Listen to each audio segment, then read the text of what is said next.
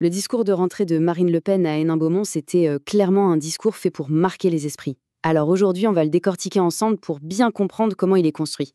En gros, il y a 3 temps. Un diagnostic vraiment choc des problèmes du pays, ensuite l'identification de ceux qu'elle juge responsables, et enfin des solutions qu'elle présente comme assez radicales. Allez, on plonge au cœur de sa stratégie politique.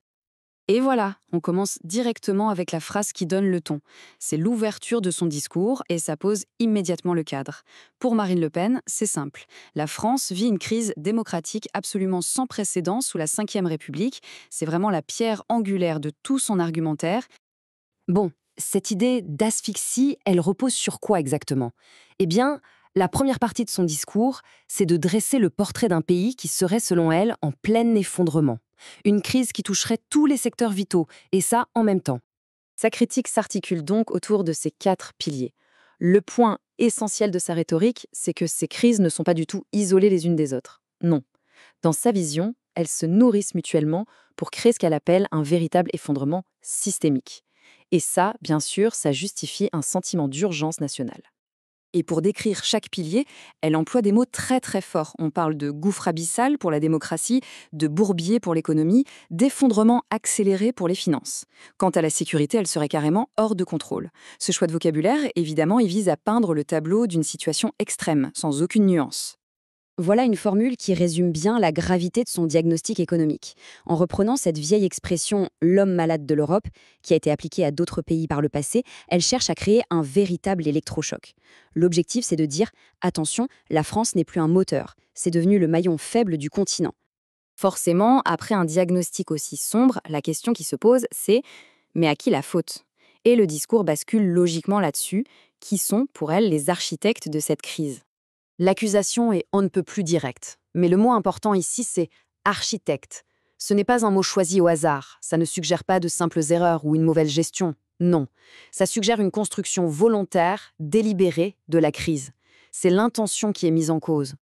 Tout son argumentaire repose en fait sur une opposition très frontale. D'un côté, ce qu'elle appelle le système, un groupe d'incompétents qui mène le pays dans une course à l'abîme, et de l'autre, son parti, le Rassemblement national, présenté comme le seul rempart, la seule option pour un chemin de redressement.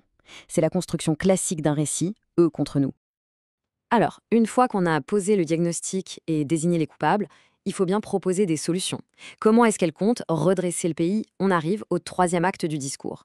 Sa proposition de solution est basée sur un principe très simple.